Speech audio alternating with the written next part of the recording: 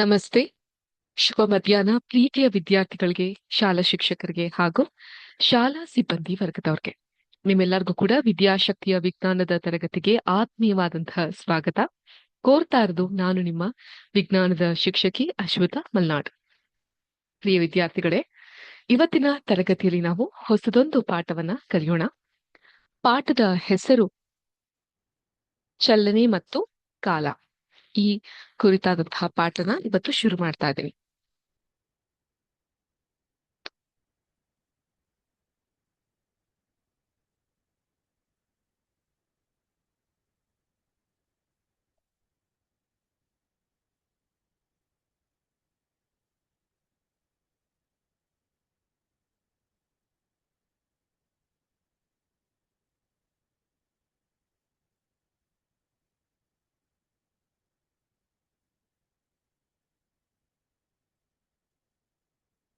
ನೀವು ಈ ಜೀವಿಗಳು ಮತ್ತೆ ಜೀವ ಇರುವಂತಹ ವಸ್ತುಗಳು, ಜೀವ ಇಲ್ದಿರುವಂತಹ ವಸ್ತುಗಳ ನಡುವಿನ ವ್ಯತ್ಯಾಸವನ್ನ ಹಿಂದಿನ ಕ್ಲಾಸ್ಗಳಲ್ಲಿ ತಿಳ್ಕೊಂಡಿದ್ವಿ ಅಲ್ವಾ?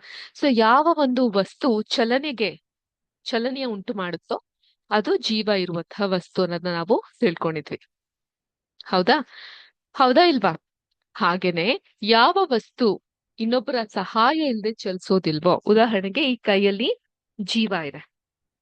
ಓಕೆ, ಜೀವ ಇದೆ. ನಾನು ಹೀಗೆ ಮರ್ಚಬಹುದು, ಎಳಿಬಹುದು, ಮೇಲೆ ಕೆಳಗೆ ಏನಾದ್ರೂ ನನ್ನ ಮನಸ್ಸಿನ ಇಚ್ಛೆಯಂತೆ ಮಾಡಬಹುದು. ಅದೇ ಈ ಡಸ್ಟರ್ ನಾನು ಇಲ್ಲಿಟ್ಟಾಗ ಇದಕ್ಕೆ ಜೀವ ಇಲ್ಲ. ಇದು ಪುಷ್ ಮಾಡ್ಬೇಕು ಅಂದ್ರೆ ಇನ್ನೊಂದು ವಸ್ತುವಿನ ಅವಶ್ಯಕತೆ ಇರುತ್ತೆ. ಸೊ ಆ ರೀತಿಯಾಗಿ ಜೀವ ಇರುವಂತಹ ಇಲ್ಲದೆ ಇರುವಂತಹ ವಸ್ತುಗಳ ಬಗ್ಗೆ ನಮ್ಗೆ ಮಾಹಿತಿ ಅನ್ನೋದು ಗೊತ್ತಿದೆ ಅಲ್ವಾ? ಆದ್ರಿಂದ ಸೊ ಈಗ ಒಂದ್ ಸ್ವಲ್ಪ ಭೌಗೋಳಿಕವಾಗಿ ಅಂದ್ರೆ ಫಿಸಿಕಲಿ ನಾವು ತಿಳ್ಕೊಳ್ತಾ ಹೋಗೋಣ. ಚಲನೆಯ ವಿಧಗಳ ಬಗ್ಗೆ ನಾವು ಕಲ್ತಿದ್ವಿ, ಯಾವುದು ಚಲಿಸುತ್ತೆ ಅನ್ನೋದ್ರ ಬಗ್ಗೆ. ಈ ಒಂದು ಚಲನೆಯ ವಿಧ ಸರಳ ರೇಖೆಯಲ್ಲಿ ಇರಬಹುದು,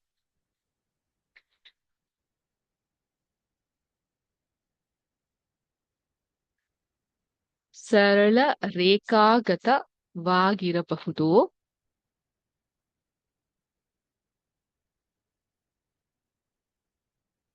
ಅಥವಾ ವೃತ್ತಿಯ ಚಲನೆ ಆಗಿರಬಹುದು, ಅಥವಾ ಆವರ್ತ ಚಲನೆ ಕೂಡ ಆಗಿರಬಹುದು. ಈ ಪದಗಳ ಅರ್ಥ ಗೊತ್ತಿದ್ಯಾ ನಿಮ್ಗೆಲ್ಲ? ಸೊ ಏನಿರಬಹುದು ಈ ಪದಗಳ ಅರ್ಥ? ಗೆಸ್ ಮಾಡಿ ಹೇಳಿ ನೋಡೋಣ. ಮೊದಲನೇದಾಗಿ ಸರಳ ರೇಖಾಗತವಾಗಿರಬಹುದು ಅಂತ ಹೇಳಿದೆ. ಸರಳ ರೇಖಾಗತವಾಗಿರಬಹುದು ಅಂತ ಹೇಳಿದ್ರೆ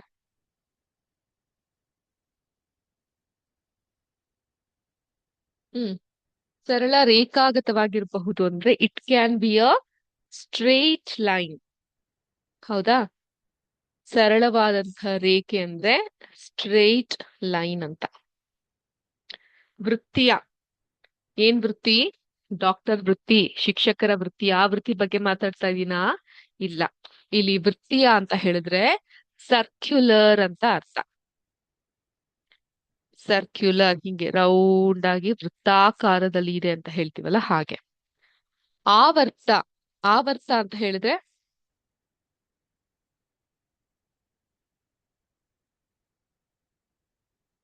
ಪೀರಿಯಾಡಿಕ್ ಅಂತ ಅರ್ಥ. ಓಕೆ, ಪೀರಿಯಾಡಿಕ್ಗೆ ಆವರ್ತ ಅಂತ ಕರೀತಾರೆ. ಈಗ ಸ್ಟ್ರೈಟ್ ಲೈನ್ ಅಂದ್ರೆ ಒಂದೇ ನೇರವಾಗಿದೆ ಅನ್ನೋದು ನಮ್ಗೆ ಗೊತ್ತಾಗುತ್ತೆ. ಅದೇ ರೀತಿ ಸರ್ಕ್ಯುಲರ್ ಮೋಷನ್ ಅಂತ ಹೇಳಿದಾಗ ಅದು ಸರ್ಕ್ಯುಲರ್ ಶೇಪ್ ಅಲ್ಲಿ ಇದೆ ಅನ್ನೋದು ನಮ್ಗೆ, ವೃತ್ತಾಕಾರದಲ್ಲಿ ಇದೆ ಅನ್ನೋದು ನಮ್ಗೆ ಗೊತ್ತಾಗುತ್ತೆ. ಅದೇ ತರ ಆವರ್ತ ಅಂತ ಹೇಳಿದಾಗ ನಿಮ್ಗೆಲ್ಲ ಕ್ಲಾಕ್ಗಳು ಗೊತ್ತಿದ್ಯಾ? ಹೀಗೆ ಆವರ್ತ ಅಂದ್ರೆ ಒಂದು ಕಾಯದ ಮೂವ್ಮೆಂಟ್ ಅನ್ನೋದು ಪದೇ ಪದೇ ರಿಪೀಟ್ ಆಗ್ತಾ ಇದ್ರೆ ಒಂದು ಆವರ್ತ, ಎರಡು ಆವರ್ತ ಅಂತ ಹೇಳ್ತೀವಲ್ಲ, ಆ ರೀತಿಯಾಗಿ ಕರಿಬೇಕಾಗತ್ತೆ. ಈ ಆವರ್ತಕ್ಕೆ ಕೆಲವೊಂದು ಉದಾಹರಣೆಯನ್ನ ಕೊಡೋಣ. ಈಗ ಪೆಂಡುಲಮ್ ಕ್ಲಾಕ್, ಗಡಿಯಾರ ಅಲ್ಲಿಂದ ಇಲ್ಲಿಗೆ ಹೋಗುವಂಥದ್ದು. Clock tick tick tick tick tick tick ಅಂತ ಅನ್ನೋದು, ಆಯ್ತಾ? ಈಗ ಫೋರ್ಕ್ ಅಂದ್ರೆ ಗೊತ್ತಾ? ಸ್ಪೂನು, ಅದನ್ನ ಹಿಂಗ ಅಲ್ಲಾಡಿಸ್ತಾ ಇದ್ರೆ ಅಥವಾ ಇದನ್ನ ಹಿಂಗ ಅಲ್ಲಾಡಿಸ್ತಾ ಇದ್ರೆ ಅಲ್ಲಿಂದ ಇಲ್ಲಿ, ಇಲ್ಲಿಂದ ಅಲ್ಲಿ ಓಡಾಡ್ತಾ ಇರುತ್ತೆ. ಮತ್ತೆ ನಮ್ಮ ಭೂಮಿಯ ಗ್ರಹ ಸೂರ್ಯನ ಸುತ್ತ ಸುತ್ತುವಂತಹದ್ದು. ಅಲ್ವಾ? ಈಗ ಒಂದ್ ಮಗುವನ್ನ ನಾವು ತೊಟ್ಲಲ್ಲಿ ತೂಗ್ತಾ ಇದ್ದಾಗ ಅದು ತೂಗ್ತಾ ಇರ್ತಲ್ಲ ಅದು. ಮತ್ತೆ ಈ ರಬ್ಬರ್ ಬಾಲ್ ಅಂತ ಹೇಳ್ತೀವಿ ಗೊತ್ತಾ, ಬೌನ್ಸ್ ಆಗ್ತಾನೇ ಇರುತ್ತೆ ಅದು. ಆಮೇಲೆ ಈ ಒಂದು ಟೇಲರ್ ಅಂಗಡಿಗೆಲ್ಲ ಹೋದ್ರೆ ಆ ಒಂದು ಟೇಲರ್ ಮಿಷಿನ್ ಅಲ್ಲಿ ಇರುವಂತಹ ಒಂದು ಸೂಜಿ, ಅದ್ರ ಕೆಲ್ಸ ಟಕ ಟಕ ಟಕ ಟಕ ಟಕ ಟಕ ಅಂತ ಹೇಳುತ್ತಲ್ಲ ಅದು. ಸೊ ಇವೆಲ್ಲ ನಮ್ಮ ಹೃದಯದ ಬಡಿತ, ಅದು ಸಹ ಇವೆಲ್ಲ ಕೂಡ ಈ ಒಂದು ಆವರ್ತ ಅಥವಾ ಪೀರಿಯಾಡಿಕ್ ಮೋಷನ್ಗೆ ಇರುವಂತಹ ಉದಾಹರಣೆಗಳು. ಆದ್ರಿಂದ ಒಂದು ಮೋಷನ್ ಅಥವಾ ಮೂಮೆಂಟ್ ಅನ್ನುವಂಥದ್ದು ಮೂರು ರೀತಿಯಾಗಿ ಚಲನೆ ಕಾಣಬಹುದು. ಅದು ಸರಳ ರೇಖಾ ರೀತಿಯಲ್ಲಿ ಇರಬಹುದು, ವೃತ್ತೀಯ ಆಕಾರದಲ್ಲಿ ಇರಬಹುದು, ಅಥವಾ ಆವರ್ತ ರೂಪದಲ್ಲಿ ಇರಬಹುದು, ಪರ್ಪೆಂಡಿಕ್ಯುಲರ್ ಅಥವಾ ಪಿರಿಯಾಡಿಕ್ ರೂಪದಲ್ಲಿ ಇರಬಹುದು. ಓಕೆ, ಸೊ ನಿಮ್ಮ ಕೋಷ್ಟಕದಲ್ಲಿ ಒಂದಿಷ್ಟು ಚಲನೆಯ ರೀತಿಯನ್ನ ಹೇಳಿದ್ದಾರೆ. ಅದು ಯಾವ ರೀತಿ ಇದೆ ಅನ್ನೋದನ್ನ ನೀವು ಗಮನಿಸಬೇಕಾಗತ್ತೆ. ಮೊದಲನೇದಾಗಿ ಸೈನಿಕರ ಪಥಸಂಚಲನ.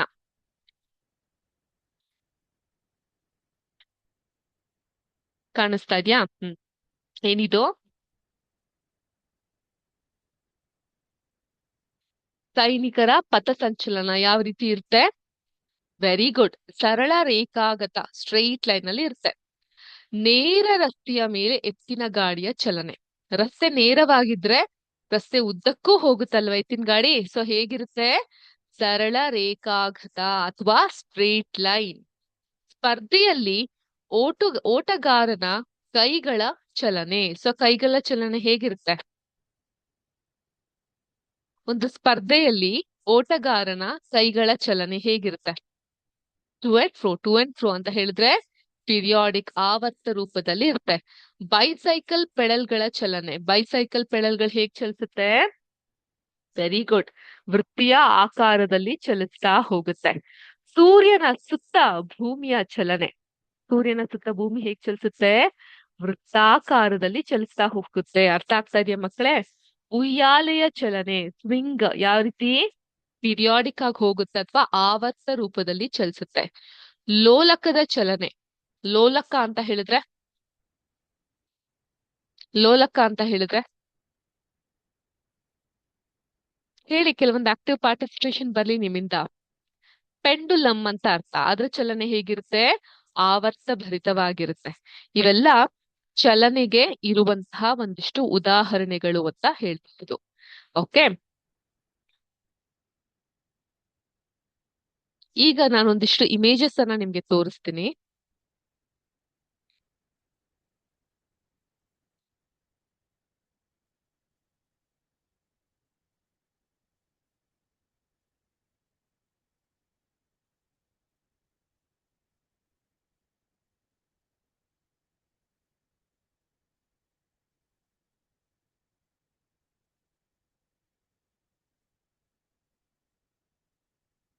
ಕಾಣಿಸ್ತಾ ಇದ್ಯಾ? ನಿಮ್ಮೆಲ್ಲರಿಗೂ ಕಾಣಿಸ್ತಾ ಇದೆಯಾ ಬೋರ್ಡ್ ಈಗ? ಈಗ ಒಂದಿಷ್ಟು ಫ್ಲಾಶ್ ಕಾರ್ಡ್ಸ್ ಮೂಲಕ ನೇರ ಮಾರ್ಗದಲ್ಲಿ ಅಥವಾ ಸರಳ ರೇಖಾಗತದಲ್ಲಿ ಚಲಿಸುವಂತಹ ವಸ್ತುಗಳ ಕಡೆಗೆ ಗಮನವನ್ನ ಹರಿಸೋಣ. ಓಕೆ, ಸೊ ನಮಗ್ ನಾವೇ ಒಂದು ಟೆಸ್ಟ್ ಅನ್ನ ಇಟ್ಕೊಂತಾ ಹೋಗೋಣ. ಮೊದಲನೇದು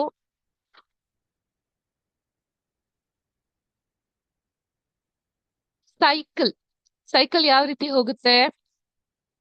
ಹೇಗ್ ನಡ್ಕೊಂಡು ಹೋಗ್ತೀವಿ ಸೈಕಲ್ ಅಲ್ಲಿ ನಾವು? ನೀವ್ ಬಿಡಿ, ವೀಲಿಂಗ್ ಮಾಡ್ತೀರಾ, ವೃತ್ತಾಕಾರವಾಗಿ ಚಲಿಸ್ತೀರಾ, ಬಟ್ ಸೈಕಲ್ ನೇರ ಅನುಪಾತದಲ್ಲಿ ಸರಳ ರೇಖಾಗತವಾಗಿ ಅದು ಚಲಿಸುತ್ತೆ. Okay,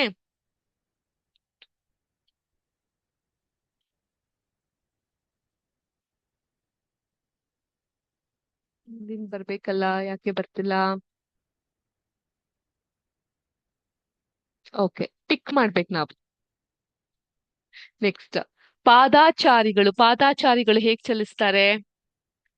very good. ನೇರ ನೇರ. You can see all of them walking straight. So ನೇರ ಅನುಪಾತದಲ್ಲಿ ಅವರು ಚಲಿಸ್ತಾ ಹೋಗ್ತಾರೆ. So tick, correct. ಕಾರ್ ಹೇಗ್ ಚಲಿಸುತ್ತೆ? ಹೇಗ್ ಚಲಿಸುತ್ತೆ? ಸರ್ಕ್ಯುಲರ್ ಆಗಿ ಚಲಿಸುತ್ತಾ, ಸ್ಟ್ರೇಟ್ ಆಗಿ ಚಲಿಸುತ್ತಾ? ಸ್ಟ್ರೇಟ್ ಆಗಲ್ವಾ? ಸೊ ಅದರಿಂದ ಸ್ಟ್ರೇಟ್. ರೈಲ್ ಹೇಗೆ? ವೃತ್ತಾಕಾರವಾಗಿ. ಹೌದಾ? ವೃತ್ತಾಕಾರವಾಗಿ ಚಲಿಸುತ್ತಾ ರೈಲು? ತಪ್ಪು. ರೈಲು ಚಲಿಸೋದು ನೇರವಾಗಿ. ಬಸ್ ಹೇಗ್ ಚಲಿಸುತ್ತೆ? ನೇರವಾಗಿ ಚಲಿಸುತ್ತೆ ಬಸ್. ಓಕೆ, ರೈಲು ಕೂಡ ನೇರವಾಗಿ ಚಲಿಸುತ್ತೆ ರೈಲು. ಸೊ ನಮ್ಗೆ ಸ್ಕೋರ್ ಎಷ್ಟು ಬಂದಿದೆ? 5ಕ್ಕೆ 5 ಬಂದಿದೆ. ಸೊ ಆದ್ರಿಂದ ನೇರ ಮಾರ್ಗದಲ್ಲಿ ಚಲಿಸುವಂತಹ ವಸ್ತುಗಳಿಗೆ ನಾವು ಕೆಲವೊಂದು ಉದಾಹರಣೆ ನೀಡೋದಾದ್ರೆ ಯಾವ್ದ್ಯಾವ್ದು ನೀಡ್ತಾ ಹೋಗ್ತೀವಿ? ರೈಲು, ನೋಟ್ ಮಾಡ್ಕೊಳ್ಳಿ. ರೈಲು, ಸೈಕಲ್, ಕಾರು, ಪಾದಚಾರಿಗಳು ಅಥವಾ ಪೆಡಸ್ಟ್ರಿಯನ್ಸ್, ಬಸ್, ಇವೆಲ್ಲವೂ ಕೂಡ ನೇರವಾಗಿ ಚಲಿಸುವಂತಹ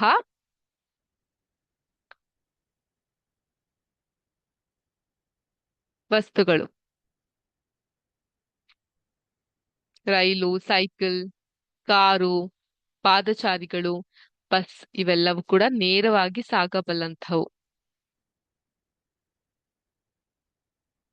ಕ್ಲಿಯರ್? ಅರ್ಥ ಆಯ್ತಾ ಮಕ್ಳೇ?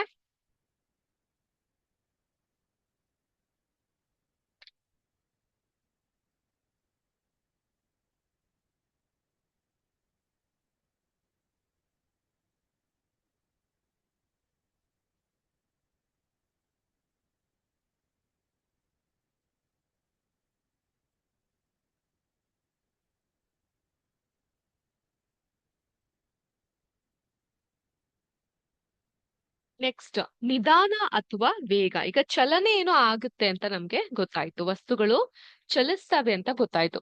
ಚಲಿಸುವಂತಹ ವಸ್ತುಗಳು ನಿಧಾನವಾಗಿ ಚಲಿಸ್ತಾವ ಅಥವಾ ವೇಗವಾಗಿ ಚಲಿಸ್ತಾವ ಅನ್ನೋದನ್ನ ನಾವು ನೋಡ್ಬೇಕಾಗುತ್ತೆ. ನಿಧಾನ ಅಥವಾ ವೇಗ.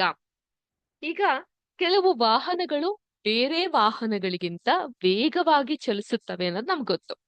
ಈಗ ಸೈಕಲ್ ಕಂಪೇರ್ ಮಾಡಿದ್ರೆ ಬೈಕ್ ಫಾಸ್ಟ್ ಆಗಿ ಹೋಗುತ್ತೆ, ಹೌದಾ? ಬೈಕ್ ಕಂಪೇರ್ ಮಾಡಿದ್ರೆ ಕಾರ್, ಎಂತ ಕಾರು? ಸ್ಪೋರ್ಟ್ಸ್ ಕಾರು, ಅದು ಕೂಡ ಫಾಸ್ಟ್ ಆಗಿ ಚಲಿಸುತ್ತೆ.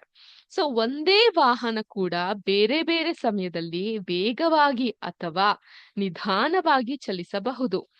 ನೇರ ಪಥದಲ್ಲಿ ಚಲಿಸುವ 10 ಕಾಯ ಅಥವಾ ಆಬ್ಜೆಕ್ಟ್ ಗಳನ್ನ ನೀವು ಪಟ್ಟಿ ಮಾಡಿ ಅಂತ ನಿಮ್ಮ ಟೆಕ್ಸ್ಟ್ ಬುಕ್ ನಲ್ಲಿ ಇದೆ.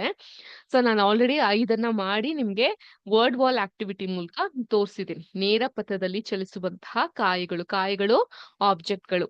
ಕಾರು, ಟ್ರೈನು, ಸೈಕಲ್ಲು, ಪಾದಚಾರಿಗಳು ಇವರೆಲ್ಲ ಕೂಡ ನೇರ ಅನುಪಾತದಲ್ಲಿ ಚಲಿಸ್ತಾರೆ. ಇವುಗಳ ಚಲನೆಯನ್ನ ವೇಗ ಅಥವಾ ನಿಧಾನ ಎಂದು ಗುಂಪು ಮಾಡಬಹುದು. ಅರ್ಥ ಆಯ್ತಾ? ಯಾವ ಕಾಯವು, ಕಾಯ ಅಂದ್ರೆ ಇಲ್ಲಿ ಆಬ್ಜೆಕ್ಟ್ ಅರ್ಥ.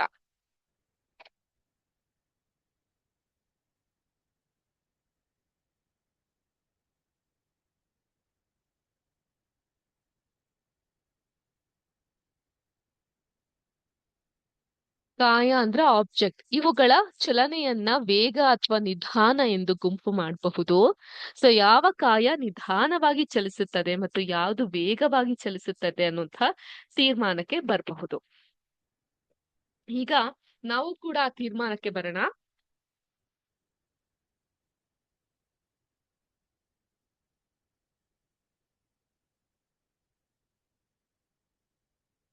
ಈಗ ನನ್ಗೆ ಹೇಳಿ, ಮತ್ತೆ ಶೇರ್ ಮಾಡ್ತೀನಿ ನಾನು. ರೈಲು ನಿಧಾನವಾಗಿ ಚಲಿಸುತ್ತಾ ವೇಗವಾಗಿ ಚಲಿಸುತ್ತಾ? ನಿಧಾನನಾ ವೇಗನಾ? ವೇಗ. ಓಕೆ. ನೆಕ್ಸ್ಟ್, ಸೈಕಲ್ ನಿಧಾನನಾ ವೇಗ? ನಿಧಾನ. ಕಂಪೇರ್ ಟು ರೈಲು, ಬೇರೆ ಮೋಟರ್ ಇರುವಂತಹ ವೆಹಿಕಲ್ ಕಂಪೇರ್ ಮಾಡಿದ್ರೆ ಸೈಕಲ್ ನಿಧಾನ. ಕಾರು ವೇಗ. ಪಾದಚಾರಿಗಳು ನಿಧಾನನೇ ಅಲ್ವಾ ಇವರು ಚಲಿಸೋದು. ಬಸ್ ವೇಗವಾಗಿ ಚಲಿಸುತ್ತೆ. ಸೊ ಆದ್ರಿಂದ ವೇಗ ಮತ್ತು ನಿಧಾನದ ವ್ಯತ್ಯಾಸವನ್ನ ನಾವಿಲ್ಲಿ ಅರ್ಥೈಸ್ಕೊಳ್ಳೋದು ಬಹಳ ಮುಖ್ಯ ಆಗ್ತಾ ಹೋಗುತ್ತೆ. ಕ್ಲಿಯರ್? ಸೊ ವಾಹನಗಳು ರಸ್ತೆಯ ಮೇಲೆ ಒಂದೇ ದಿಕ್ಕಿನಲ್ಲಿ ಚಲಿಸ್ತಾ ಇದ್ರೆ ಇವುಗಳಲ್ಲಿ ಯಾವ ವಾಹನ ಬೇರೆ ವಾಹನಗಳಿಂದ ವೇಗವಾಗಿ ಚಲಿಸ್ತಾ ಇದೆ ಅಂತ ನಾವು ಸುಲಭವಾಗಿ ಹೇಳಬಹುದು. ರಸ್ತೆಯ ಮೇಲೆ ಚಲಿಸುತ್ತಿರುವ ವಾಹನಗಳ ಚಲನೆಯನ್ನ ನಾವು ಕೂಡ ಗಮನಿಸಬಹುದು. ಸೊ ಒಂದಿಷ್ಟು ಬೈಕ್ಗಳು ಹೋಗ್ತಾ ಇದ್ರೆ ಯಾವ್ದು ಫಾಸ್ಟ್ ಆಗಿ ಹೋಗುತ್ತೆ ಅನ್ನೋದು ಅದರ ವೇಗದ ಮೇಲೆ ನಾವು ತೀರ್ಮಾನಿಸ್ತಾ ಬರಬಹುದು. ಈಗ 2 ಚಿತ್ರ ಇದೆ.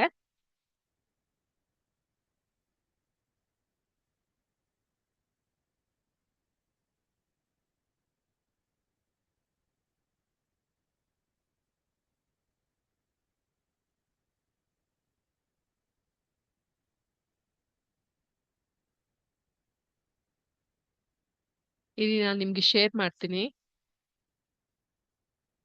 ನಿಮ್ಮ ಟೆಕ್ಸ್ಟ್ ಬುಕ್ ಓಪನ್ ಮಾಡಿದ್ರು ನಿಮ್ಗೆ ಸಿಗುತ್ತೆ. ಸೊ ಇಲ್ಲಿ ಎರಡು ಚಿತ್ರಗಳನ್ನ ವೀಕ್ಷಿಸಬಹುದು. ಒಂದೇ ದಿಕ್ಕಿನಲ್ಲಿ ಚಲಿಸ್ತಾ ಇರುವಂತಹ ವಾಹನಗಳು. ಓಕೆ, ಇದರಲ್ಲಿ ಸ್ವಲ್ಪ ಸಮಯದ ನಂತರ ಇರುವಂತಹದ್ದು. ಈಗ ಏನಾಗುತ್ತೆ, ಯಾವುದೇ ನಿರ್ದಿಷ್ಟ ಸಮಯದಲ್ಲಿ ಒಂದೇ ದಿಕ್ಕಿನಲ್ಲಿ ಚಲಿಸ್ತಾ ಇರುವಂತಹ ಕೆಲವು ವಾಹನಗಳ ಸ್ಥಾನವನ್ನ ಇದು ತೋರಿಸ್ತಾ ಇದೆ. ಈಗ 9.2ರಲ್ಲಿ ಸ್ವಲ್ಪ ಸಮಯದ ನಂತರದಲ್ಲಿ ಅದೇ ವಾಹನಗಳ ಸ್ಥಾನವನ್ನ ಅದು ತೋರಿಸುತ್ತೆ. ಸೊ ಎರಡೂ ಚಿತ್ರಗಳನ್ನ ನಾವು ವೀಕ್ಷಿಸಬಹುದು.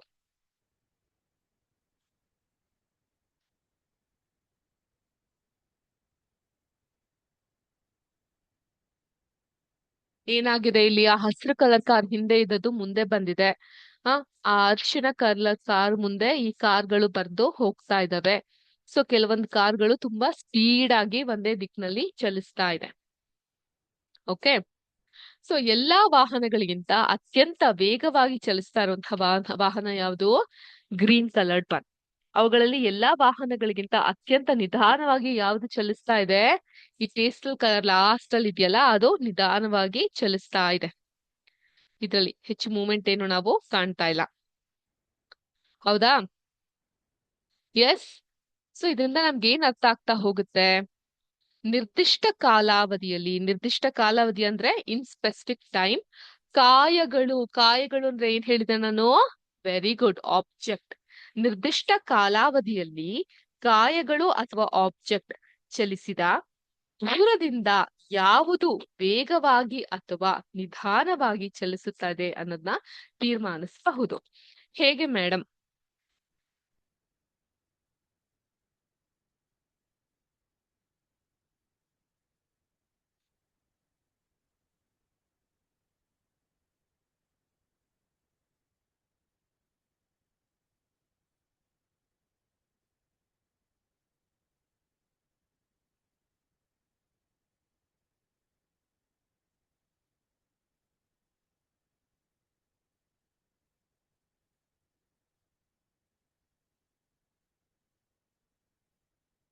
ಏನಿದು? ಕಾರಾ? ಸದ್ಯ ಕಾರ್ ತರನೇ ಕಾಣ್ತಾ ಇದೆಯಾ? ಓಕೆ. ಸೊ ಇನ್ನೊಂದ್ ಕಾರಣ ಬರಿತಾ ಇದ್ದೀನಿ.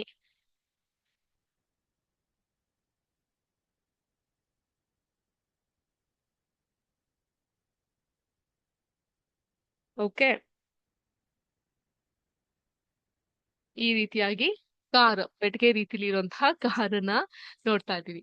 ಸೊ ಒಂದು ಸ್ಪೆಸಿಫಿಕ್ ಟೈಮ್ ಅಲ್ಲಿ, ಉದಾಹರಣೆಗೆ ಒಂದು 15 ನಿಮಿಷದ ಅಂತರದಲ್ಲಿ ಇದು ಚಲಿಸ್ತಾ ಇರುವಂತಹ ಕಾಯಿಗಳು ಚಲಿಸಿದ ದೂರದಿಂದ ಯಾವುದು ವೇಗವಾಗಿ ಅಥವಾ ನಿಧಾನಕ್ಕೆ ಚಲಿಸ್ತಾ ಇದೆ ಅನ್ನೋದು ಗೊತ್ತಾಗುತ್ತೆ.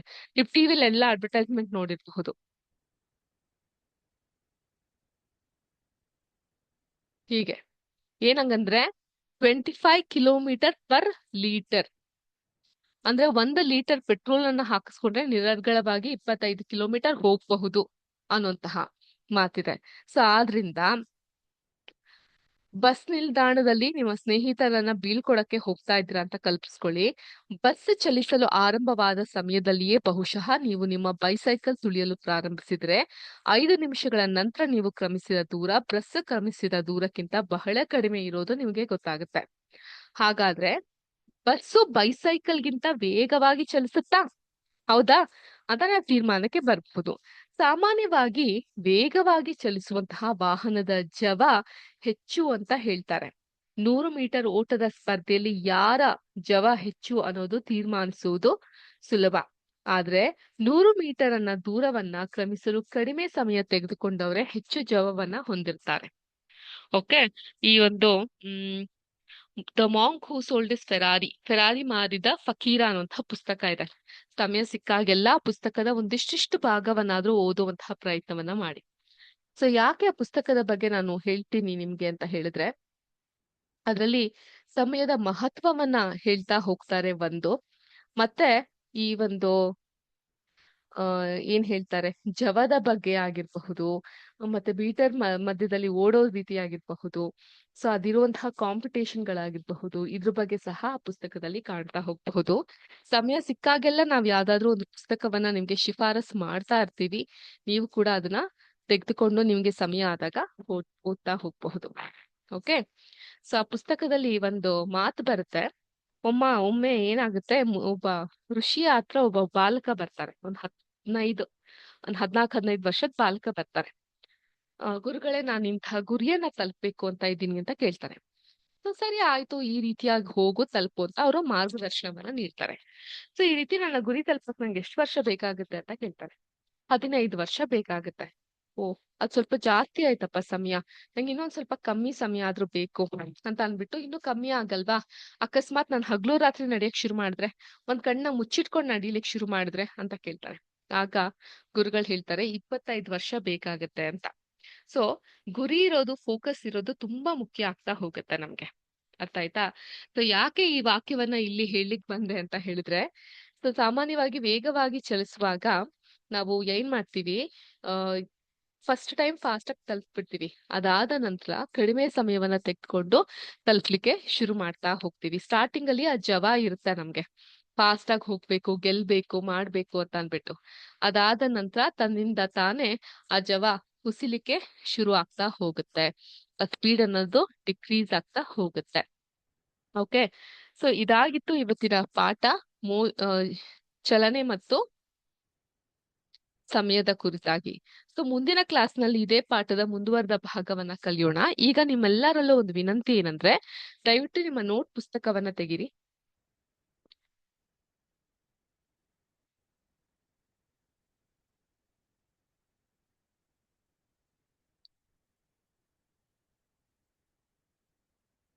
ಅಂಡ್ ಸಮಯ ಸಿಕ್ಕಾಗೆಲ್ಲ ನಾನು ಈ ರೀತಿ ಪುಸ್ತಕಗಳನ್ನ ನಿಮ್ಗೆ ಶಿಫಾರಸ್ ಮಾಡ್ತಾ ಇರ್ತೀನಿ. ದಯವಿಟ್ಟು ನೀವು ಪುಸ್ತಕಗಳನ್ನ ಓದುವಂತಹ ಒಳ್ಳೆಯ ಅಭ್ಯಾಸವನ್ನ ರೂಢಿಸ್ಕೊಳ್ಳಿ.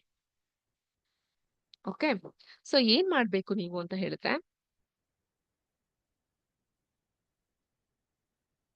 ಫಾರ್ ಎಕ್ಸಾಂಪಲ್ ಇದು ನಿಮ್ಮ ಪುಸ್ತಕ ಆಗಿತ್ತು ಅಂದ್ರೆ ಈ ರೀತಿಯಾಗಿ ಖಾಲಿ ಹಾಳೆಯನ್ನ ತೆಗೆದುಕೊಳ್ಳಿ.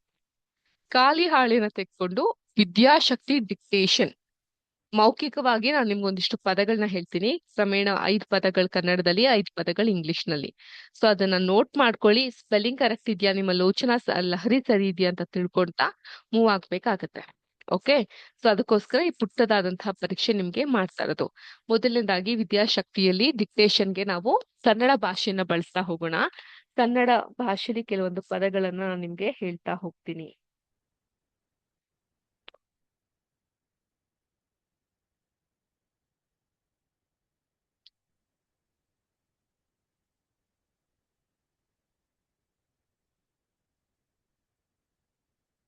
ಓಕೆ, ನೋಟ್ ಮಾಡ್ಕೊಂತೀರಾ? ಓಪನ್ ಮಾಡಿದ್ರ ಬುಕ್ಸ್ ನ ಎಲ್ಲರೂ?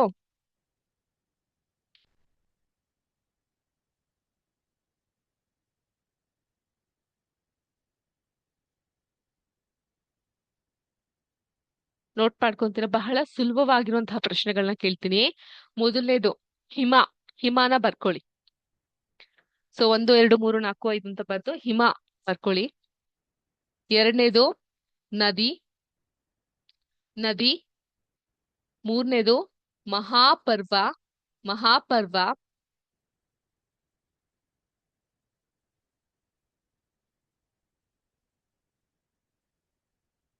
ಮಹಾಪರ್ವ.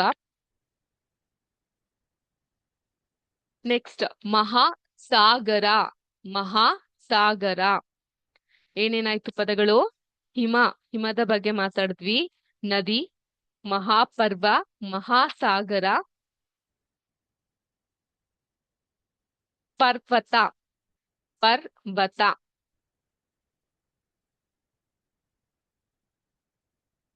ಓಕೆ, ನೋಟ್ ಮಾಡ್ಕೊಂಡ್ರಾ? ಇನ್ನೊಮ್ಮೆ ಹೇಳ್ಬೇಕಾ ನಿಮ್ಮೆಲ್ಲರಿಗೂ? ಆ ಡಿಕ್ಟೇಷನ್ ನೋಟ್ ಮಾಡ್ಕೊಬೇಕಾಗುತ್ತೆ ನೀವೆಲ್ಲ. ಸೊ ಮೊದಲನೇ ಪದ ನಿಮ್ಗೆ ಸಿಕ್ಕಿದ್ ಬಂದು ಹಿಮ. ಹಿಮದ ನಂತರ ಗಾಳಿ, ಮಹಾಸಾಗರ, ಮಹಾಪರ್ವತ.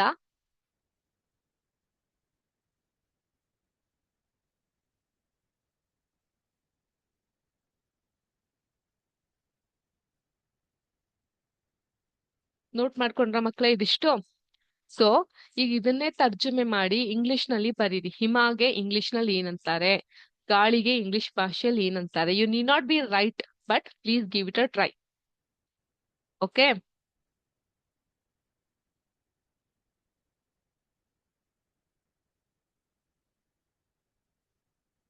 ನೋಟ್ ಮಾಡ್ಕೊಳ್ಳಿ. ನೋಟ್ ಮಾಡ್ಕೊಂಡ್ರಾ? Yes, done. You want time? Okay, note ಮಾಡ್ಕೊಳ್ಳಿ. ಕನ್ನಡದಲ್ಲಿ 5 ಪದ.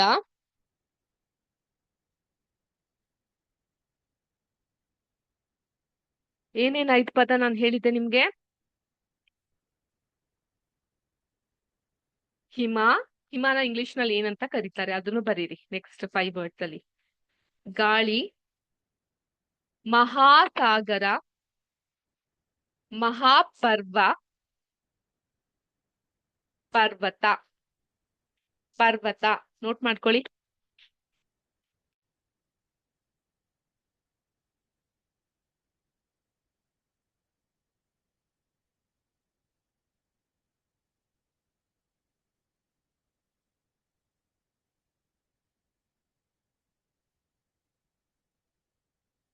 ಸಾಮಾನ್ಯವಾಗಿ ನಮ್ಮ ವಿದ್ಯಾಶಕ್ತಿ ಕ್ಲಾಸ್ ನಲ್ಲಿ ನಾವು ಮಕ್ಕಳಿಗೆ ಆಸಕ್ತಿ ಅನ್ಸುವಂತಹ ವಿಷಯಗಳ ಕುರಿತು ನಾವು ಮಾತಾಡ್ತಾ ಸಾಕ್ತೀವಿ.